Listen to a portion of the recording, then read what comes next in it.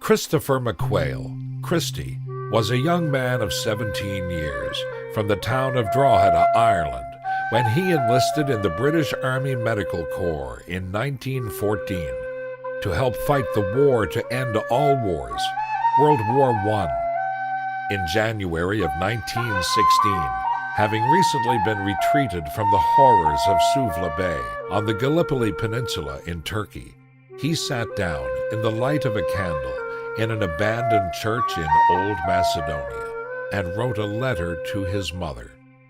Actor and singer Mark Whalen lives in Canada now, but he treasures this letter, which his family has preserved for over 100 years.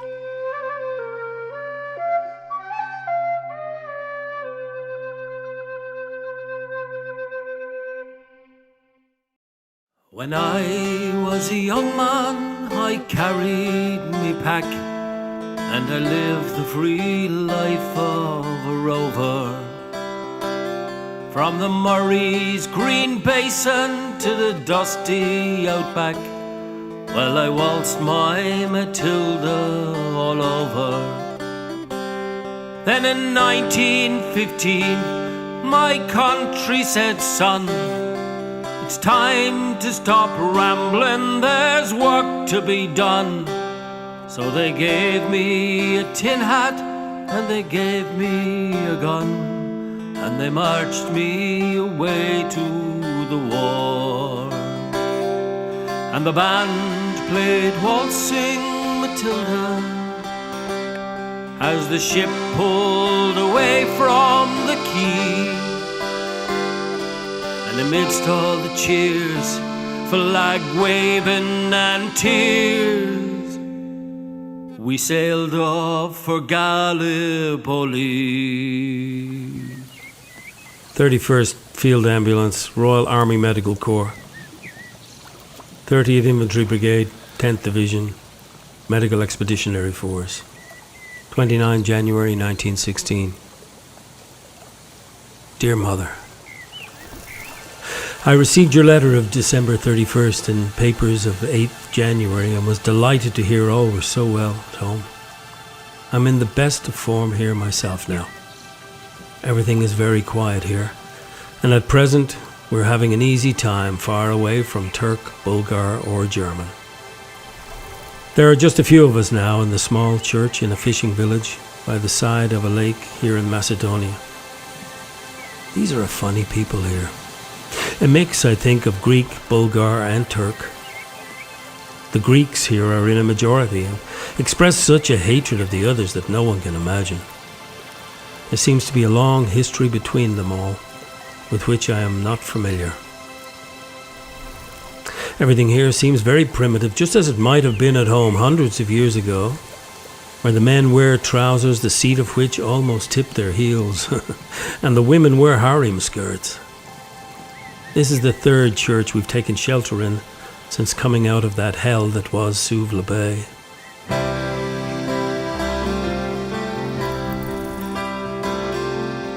Well, I remember that terrible day, how our blood stained the sand and the water, and how in that hell that they called Suvla Bay, we were butchered like lambs at the slaughter. Johnny Turk, he was ready, he primed himself well. He rained us with bullets and he showered us with shell. And in 5 minutes flat, he'd blown us all to hell. Nearly blew us back home to Australia. And the band played Waltzing Matilda as we stopped to bury our slain. We buried ours and the Turks buried theirs. Then we started all over again.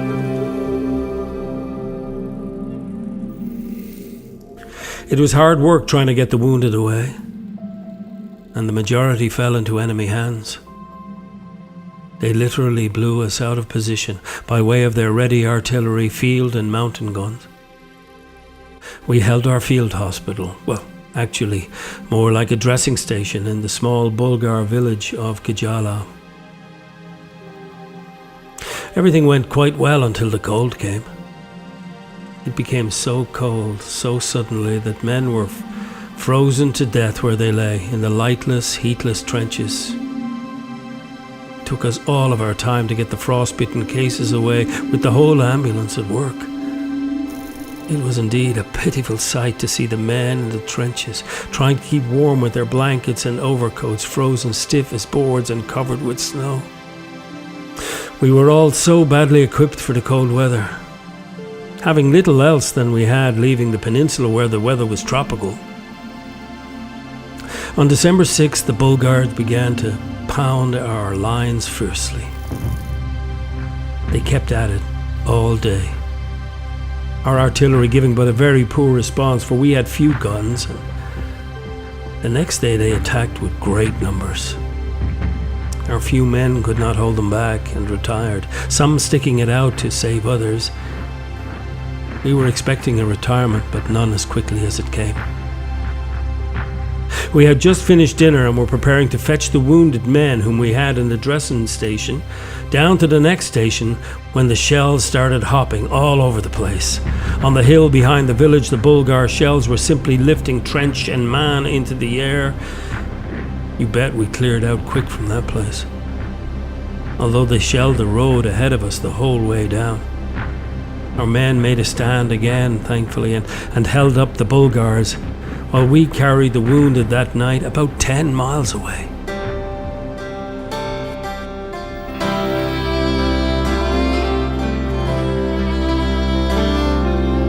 Those who were living just tried to survive in that mad world of blood, death and fire. And for 10 weary weeks I kept myself alive, while around me the corpses piled higher. Then a big turkey shell knocked me arse overhead, and when I awoke in me hospital bed and saw what it had done, sure I wished I was dead. Never knew there were worse things than dying. Oh, no more I'll go waltzing Matilda all around the green bush, far and free, to hunt and to pace. A man needs both legs. No more waltzing Matilda for me. We made our way towards Dorian on the quick Greek frontier. Our men now helped by reinforcements, and the French fighting a fierce vanguard action with the enemy. The French are fine troops, and the Bulgars say they fight better than ours. From Dorian, we entrained for Salonika. A broken and weary lot of fellows, I can tell you. Once again, your humbled had escaped from a tight corner, and, well, I thank God for it. Again.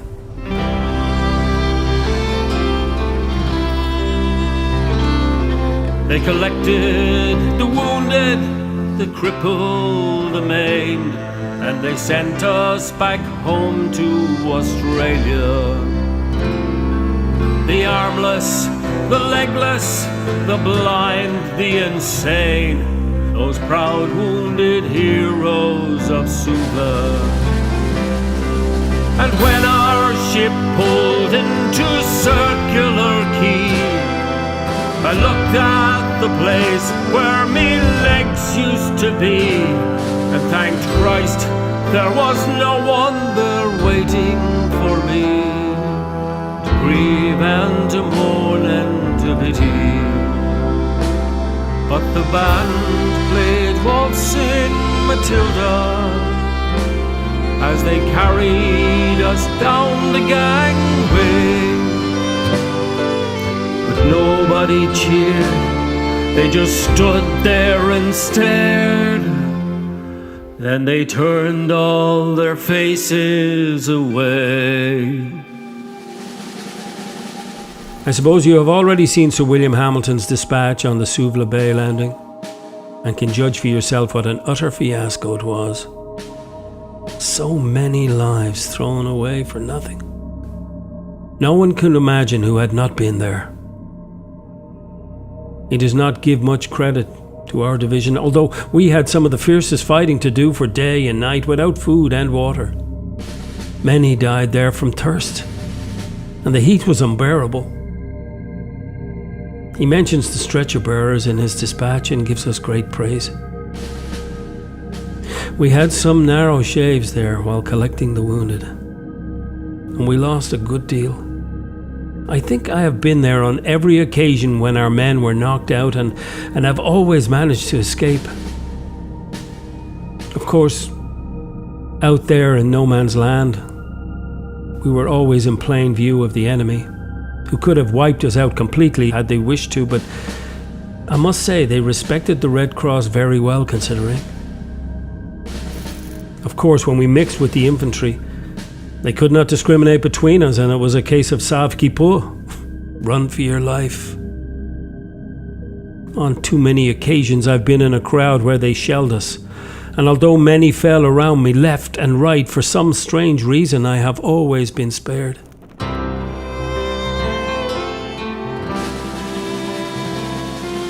So now every April I sit on my porch and I watch the parade pass before me. I see my old comrades, how proudly they march, reliving their dreams and past glories. I see the old men, all tired, stiff and sore, those forgotten heroes from a forgotten war. And the young people ask, what are they marching for? And I ask myself the same question. But the band played Waltzing Matilda, and the old men still answer the call. But year after year, the numbers get fewer. Someday no one will march there at all. It's over now. Suvla Bay is now evacuated, and the Turks are there once again. Well, I suppose it only proves that men's plans don't always succeed, even when everything points to success. At any rate, we are all right now and having an easy time. And all of those things are just things of the past. Things are beginning to brighten up a little now. And if all goes well, the war should end this August and we'll be back home once again. I'm in the pink of condition, Ma, just now, and I've pulled up more than I've lost. I hope Tommy and May are quite well. Remember me to all my old friends at home. I will conclude now for the present, hoping my father and yourself are quite well. Your loving son, Christy.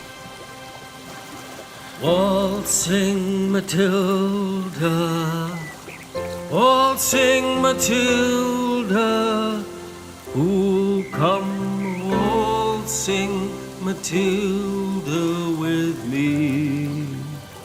And their ghost can be heard as they march by the billabong.